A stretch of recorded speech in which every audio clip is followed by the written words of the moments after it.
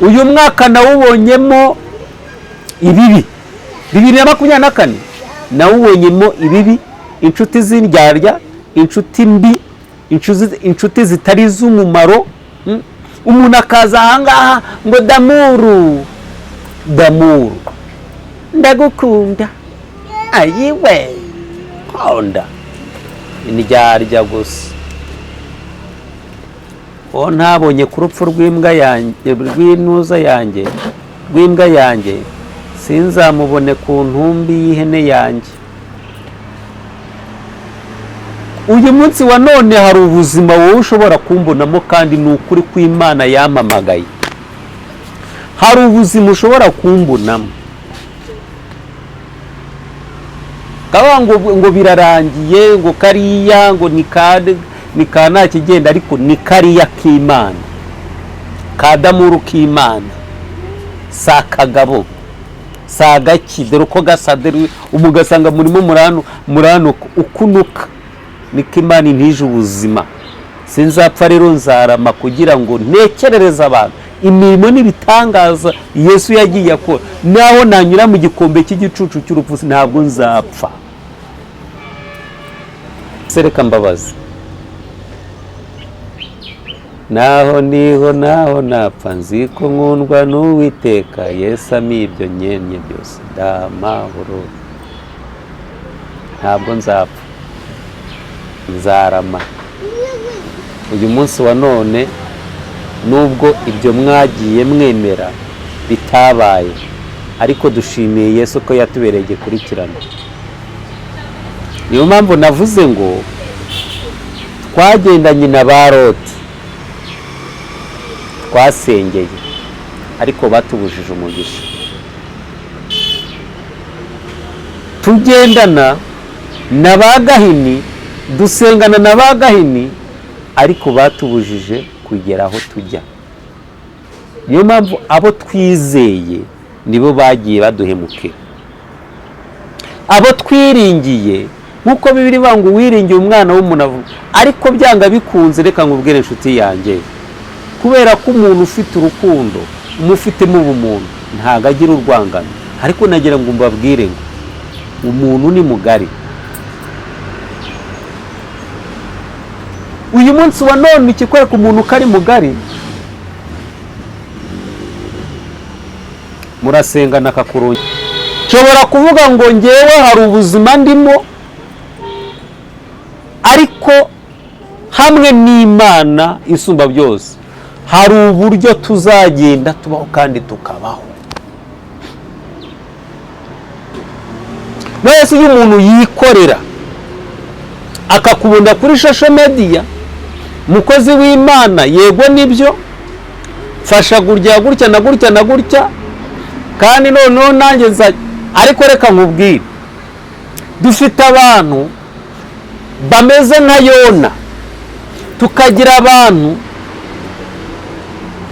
bameze nka Loti, tukagira abandi bameze nka ba Rahabu, tukagira abandi rero bameze nka ba Gahini. Kandi abo ngabo bose bitwa ngo ni abakozi b'Imana, usanga baragambanirana, usanga bafitanye amashyari, usanga bafitanye, mbese ukaba ari ibyo ngibyo byibera mu murimo w'Imana, byibera mu bakirisitu, ugasanga barimo bararogana, ugasanga bafitanye amashyari, bafitanye amagambo, barimo gutikurana, barimo barafungishanya.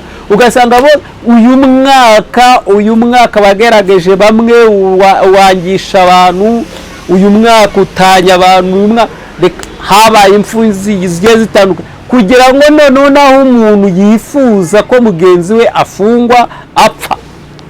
Imana yabanye nanjye, ubu nanjye mba ndi umwe mu bantu bafunzwe, nzira umunwa ntazira ibindi, banjije ariko nanone umuntu uvuga Yesu ni ukuri utaradutanze ngo tube umuhigo w'amenyo y'abanzi bacu. Amen. Yesu erega icyo nicyo kimenyetso kikwereka ko uri umuntu w'Imana cyangwa se uri umwana w'Imana. Ko na Yesu Kristo yageragerejwe mu butayu, amara iminsi 40 atarya atanywa kandi ageragezwa n'umwanzi. Rero buriya mu bintu bizakwereka neza ko uri umuntu w'Imana, nuko uzavuga iby'ukuri bakagutera amabuye cyangwa se ukigisha ibidahuye n'ibyo bo bashaka. Yego. Rero nicyo kizajya kikwereka ko Imana igukunda. Ibyo bagutega, ibyo bakoherereza, ibyo bakwifuriza, Imana ikagenda ikunogeramo cyangwa se igutama akantu kakwa.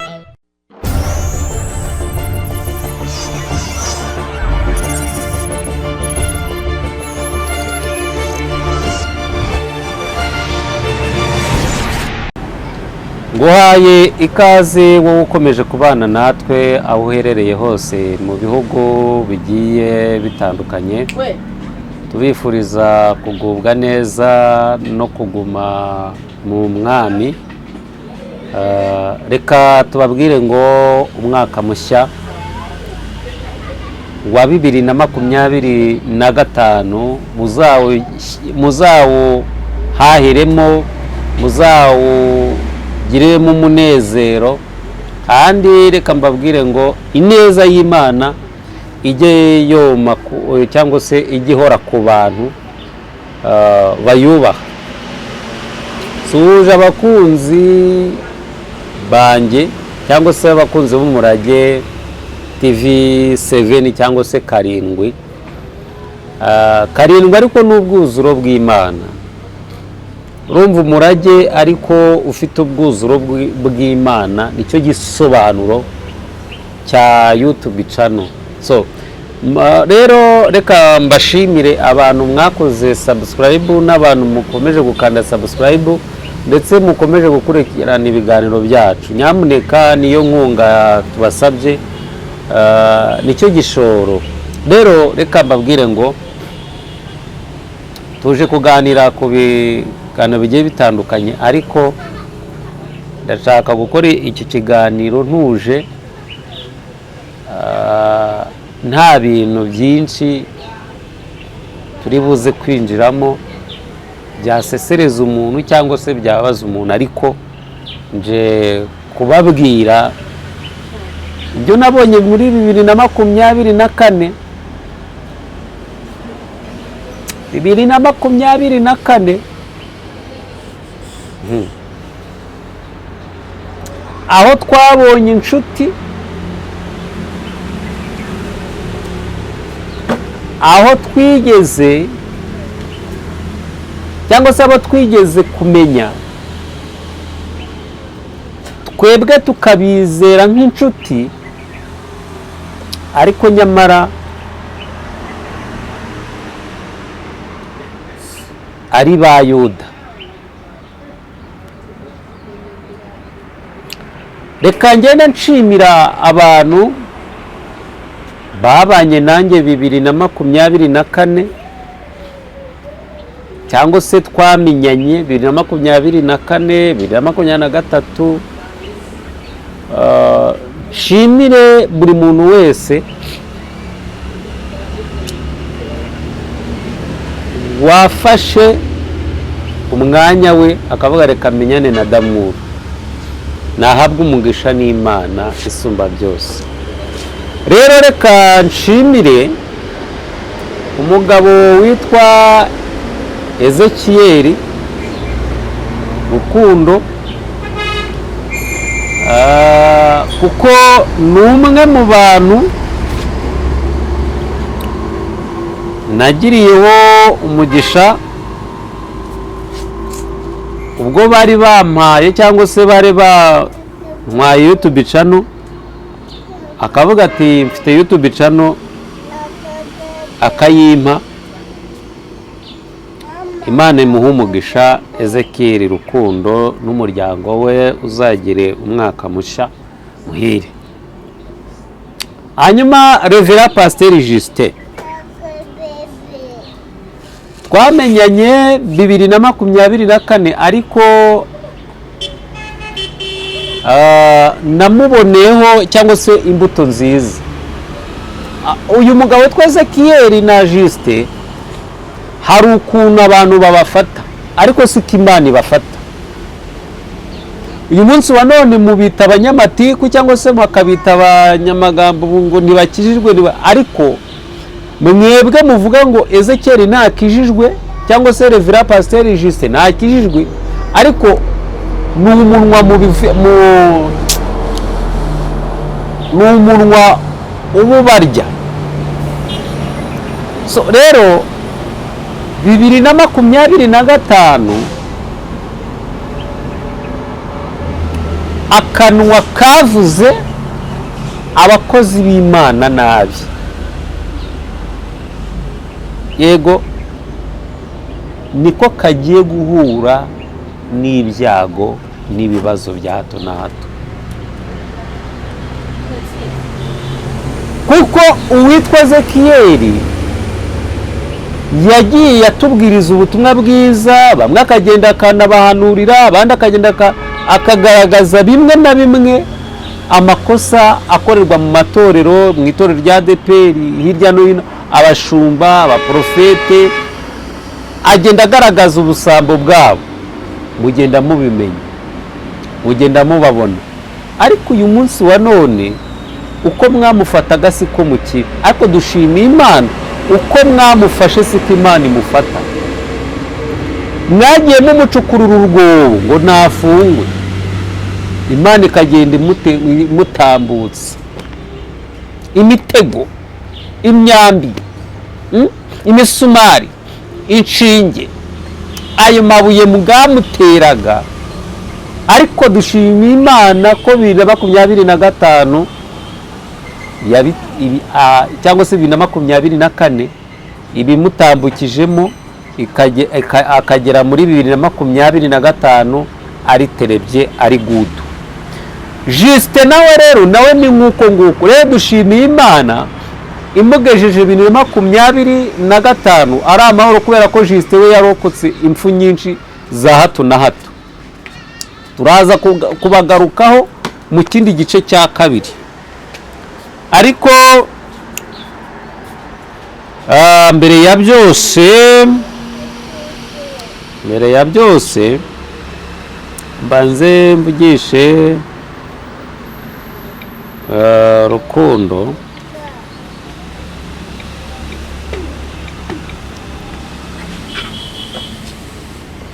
kuko yari yaragiye ni Buganda agiye gusenga.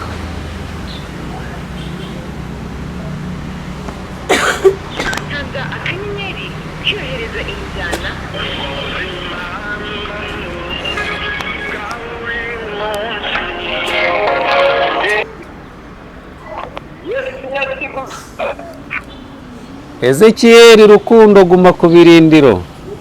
Wasuze cyakebo. Nasuze Burungi, watuse Uganda.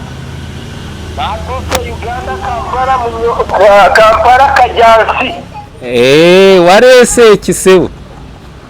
Warese kika ariya Kampala wariya Kajansi. Warese Mereki.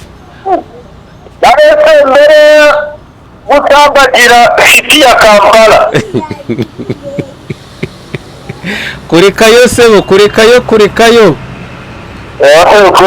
nawe. Kurikayo. Nimeze neza. Ugamba birungi kabisa. Mwifurije umwaka mushya wa 2025. Hajya twawinjiyemo narinde gukora ikiganiro ndi kuvuga ngo ngusabira umugisha, mwifuriza umwaka mushya muhire, kuko narinde gukora ikiganiro ndi gushimira abantu, ndi kuvuga ngo hari ibyo bagiye bangezaho, ngushimira ko wamaye YouTube channel yitwa Umurage TV. kandi ngashimira Imana ko imitego abana b'abantu bagiye bagutega 2024 uyisimbutse cyangwa se Imana yigusimbukije ukaba winjiye 2025 uri amahoro hamwe n'umuryango wawe. Haleluya. Rero ni Imana yahabaye. Narinde kuvuga ngo abana b'abantu bagiye bakwaturaho ibintu bibi, bakavuga ngo fungwa, abandi bakavuga ngo buri kabi, abandi bakavuga amagambo agiye atandukanye, ariko ndi kuvuga ngo uko abana b'abantu bagufashe siko Imana igufata. Kuri Imana yabanye natwe. Yego. Wamenye wahakana katari imbaraga z'Imana zabanye nanjye.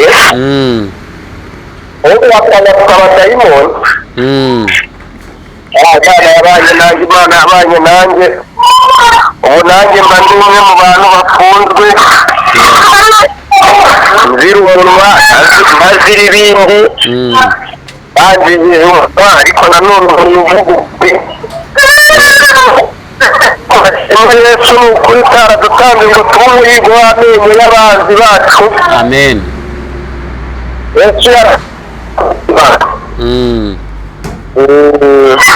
Erega icyo nicyo kimenyetso kikwereka ko uri umuntu w'Imana cyangwa se uri umwana w'Imana.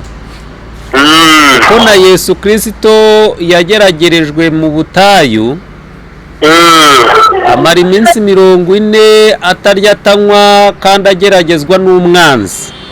Rero buriya mu bintu bizakwereka neza ko uri umuntu w'Imana, nuko uzavuga iby'ukuri bakagutera amabuye cyangwa se ukigisha ibidahuye n'ibyo bo bashaka.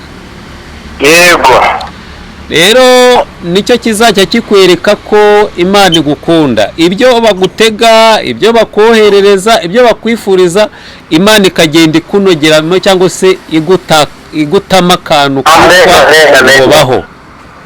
Amen. Rero Imana y'amahoro igukomereza amaboko wowe n'umuryango wawe. Kandi turabakunda. Twinjiye mu myaka tuzaboneramo umugisha. Yego. Ukaboneramo Imana nk'iyo twabonye muri 2024. Yego. Kandi ntabwo 2024 nubwo abantu batekerezaga ko ari umwaka mubi kuri twe. Yego. Ariko nawo watubereye umwaka mwiza cyane rwose. bari bazi ko ari umwaka tuzapfiramo, ubuze tukaba turi ibituro. Yego. Ariko Imana yahise bigiraga. Amen. Bari bazi ko tuzaba turi imfungwa. Ibyo nibyo bibwiraga. Bari bazi yuko tuzikirwamo n'inzara, bari bazi ko tuzahurira cyo ikigo cyose. Ariko niwe mwaka Imana perime, n'umwaka nabonye n'Imana iramburanira, niwo mwaka Imana yego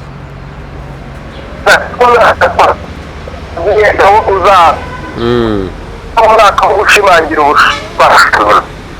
Ni ukuri kandi uyu mwaka nanjye narinde kuvuga ngo uyu mwaka ni na 25. Ndashaka ko umurage TV yego muri 2025 twinjira 2026 yego izabe iri ku rwego rushimishije, ifite amasabu byibura abake 50,000. Ndabyakiriye mu izina rya Yesu Kristo w'i Nazareti kandi ndizeye.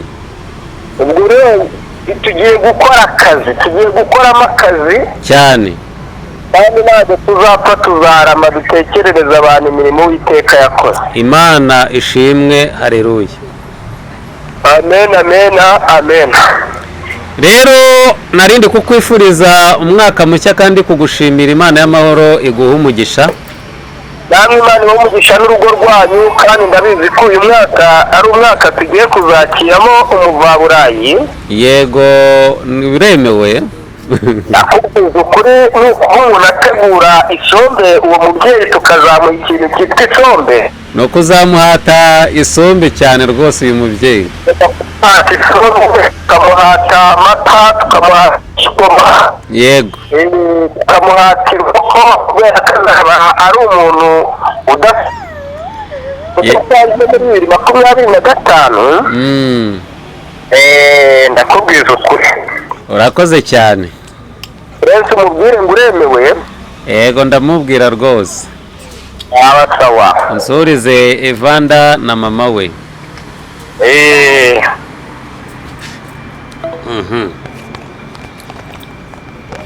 Hanyuma rero kugira ngo nikomereze ikiganiro muri uyu mwaka 2024, nubwo twawuboneyemo ibyiza ariko twaboneyemo n'ibibi, ku buryo hari abantu batifuzaga ko hari iterambere abandi bageraho, oya bo bakifuza ko ibyiza ari byo byabaho. Noneho tukagira n'abandi b'abanyamasengesho, harimo abapasitori, harimo abahanuzi, harimo abavugabutumwa. Ugasanga umuhanuzi afitiye ishyari mugenzi we, ntashaka ko ashobora gutera imbere cyangwa se ngabeho cyangwa se ngarye, akifuza ko ari we wabaho gusa undi ntabeho. Uwo ni umuntu. Uyu mugabo witwa Ezekiyeli twabanye mu buzima butatworoheye, umuryango we n'uwanjye, ariko tumukomeza kubana. Uyu munsi wa none nshobora kuvuga ngo ngewe hari ubuzima ndimo,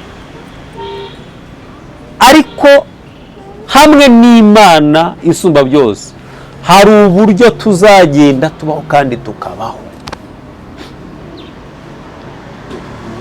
Mwese iyo umuntu yikorera akakubunda kuri social media, mukozi w'Imana, yego nibyo, fasha gutya gutya na gutya na gutya, kandi noneho nanjye ariko reka nkubwire, dufite abantu bameze nka Yona, tukagira abantu bameze nka Loti, tukagira abandi bameze nka ba Rahabu, tukagira abandi rero bameze nka ba Gahini.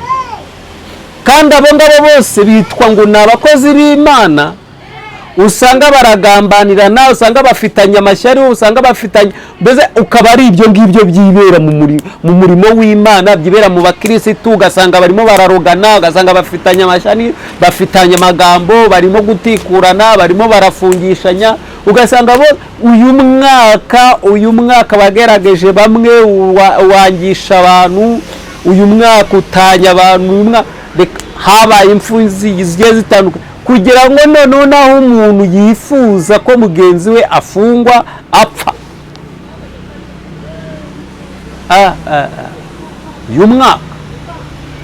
uyu mwaka nawubonyemo ibibi.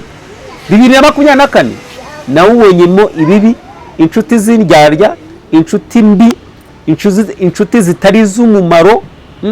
Umuntu akaza ahangaha ngo damuru ndagukunda, ayiwe konda, indyarya gusa.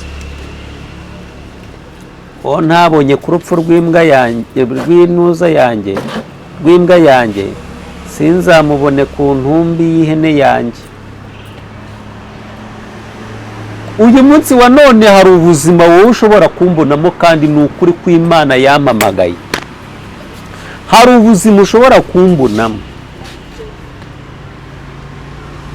kavuga ngo birarangiye, ngo kariya ngo ni ka nta kigenda, ariko ni kariya k'Imana, kadamuru k'Imana, si akagabo, si agaki, dore uko gasa, umugasanga murimo muranuka ukunuka, niko Imana intije ubuzima.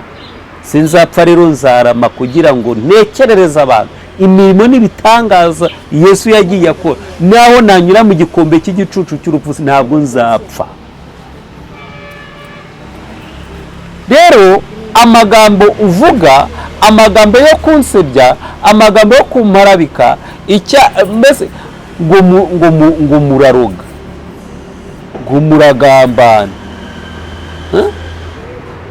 ubu se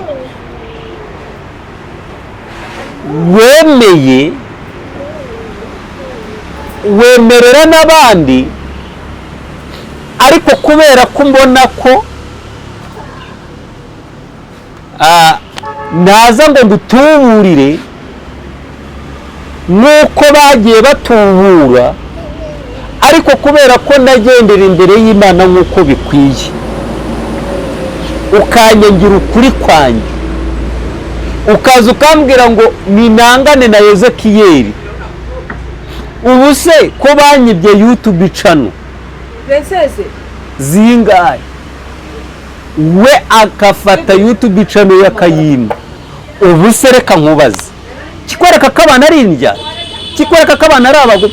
Nabonye abantu ukuntu ari abagambanyi, we gasanga umuntu akwereka ko agukunda, akwereka ko muri kumwe muri mu murongo umwe, ariko afite target yo kukwica. Gasanga uri kusengana n'umuntu ariko afite target yo kugira ngo agukureho icyo yashakaga, agutupe hirya, we kandi akaza muri sansi nguri inshuti, ariko wagira ikibazo, we afite ikibazo, ugasanga umwiyiririje ubusa. Wuriye imisozi, ufashe umwanya wawe usengeye umuntu, ariko kubera ko we yinjiye muri ka gisubizo, mwerukana umwe. Ariko reka nkubwire, twebwe ntabwo tuje ntabwo nje kubabwira ngo ntabwo mwari inshuti nziza, oya, ahubwo mwari indyarya kuri njye, kuko iyo mujya kuba inshuti muba mwaragumanye nanjye, nk'uko Yesu yavuze ngo iki, yaravuze ngo bana bato muri ab'Imana. Nimba twese rero turi abana batoya kandi turi ab'Imana, twakagombye gukundana, ariko kubera ko muri indyarya nta rukundo mugifite, ni nayo mpamvu Yesu bamwe yabateje za mugiga, abandi bateza za kanseri, abandi bateza bya rubagimpande na bya diyabete, abandi bateza ibibazo bya hato na hato, abandi mu ngo zanyu ruradogereye, abandi ngo zagiye zisenyuka. kubera iki? Mwabaye indyarya imbere y'Imana. Ariko 2025 shaka kugendana n'abantu bari mu mujyo umwe, bari imbere y'Imana neza,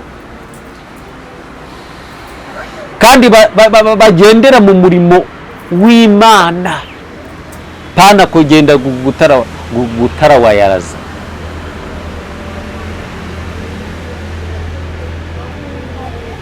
Ikiganiro gikoze mbabaye kugira ibaza, ariko kuba umuntu hari abantu bigeze bambwira uti Damuru, hari ibi n'ibi twebwe mwuka w'Imana yadusanze, ati nta kibazo. Ubu se reka mbabaze, naho niho naho napfa nzi ko nkundwa n'Uwiteka, Yesu ampa ibyo nkenye byose ndamahoro. Ntabwo nzapfa, nzarama. Uyu munsi wa none nubwo ibyo mwagiye mwemera bitabaye, ariko dushimiye Yesu ko yatubereye igikurikirana. Niyo mpamvu navuze ngo twagendanye na ba Loti, twasengeye ariko batubujije umugisha. Tugendana na ba Gahini, dusengana na ba Gahini, ariko batubujije kugera aho tujya. Niyo mpamvu abo twizeye nibo bagiye baduhemukira. Abo twiringiye, nkuko Bibiri ivuga ngo wiringiye umwana w'umuntu, ariko byanga bikunze, reka nkubwire inshuti yanjye, kubera ko umuntu ufite urukundo, umufitemo ubumuntu, ntago agira urwangano. Ariko nagira ngo mbabwire ngo umuntu ni mugari. Uyu munsi wa none ikikwereka umuntu ko ari mugari, murasengana akayita kurungira we,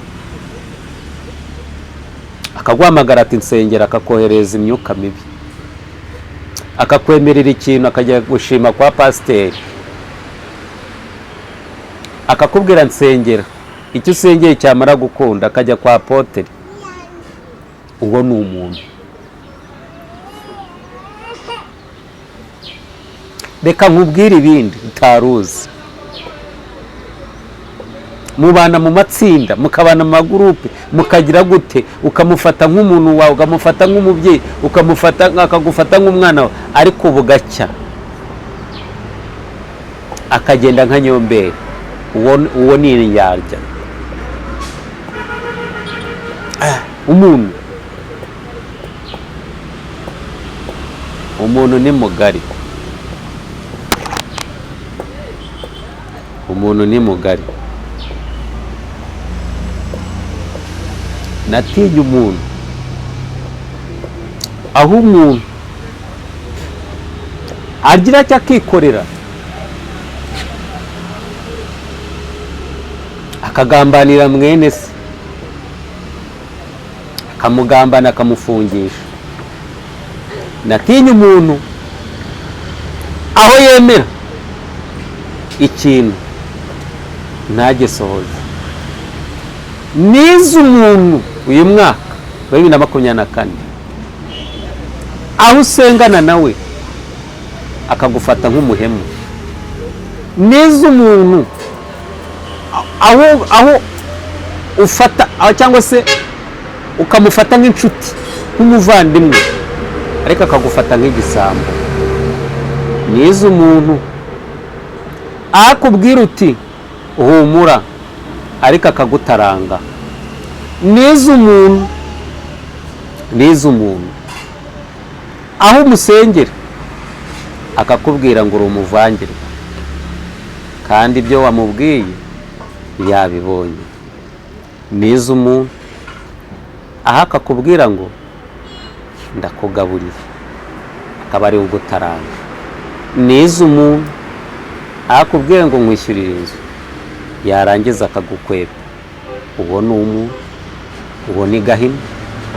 Nize umuntu akwizeza ibitangaza, yarangiza akakubwira ariko bundi wa mukozi w'Imana we titoka. Uwo ni umuntu. Nyamuneka wowe unkurikiye, ese uracyafite ubumuntu? Nize umuntu w'umunyamasengesho ahagambanira mugenzi we, akamusenyera urugo.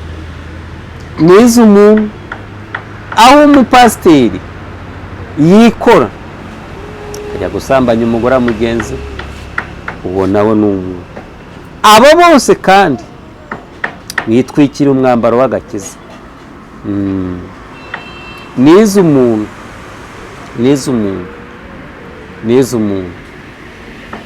aho yikora akabwira undi ati ngewe nkunda runaka, ariko bwarangiza niwe ufata feri ya mbere.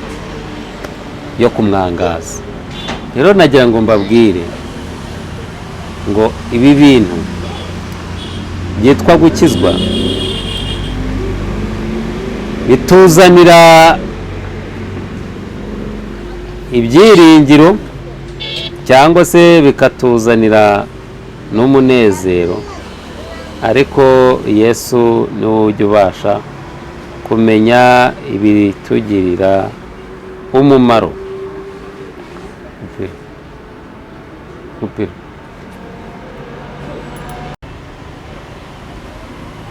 Hanyuma reka ngarukiraho, hari maze iminsi nanjye ndwaye, ariko dushimiye Imana ko twabaye abazima. Rero Imana y'amahoro nimbamire umugisha, kandi muzagire umwaka w'amata n'ubuki. Rero ajya mubwire ngo ibiganiro byacu nakagaruka. Shalom.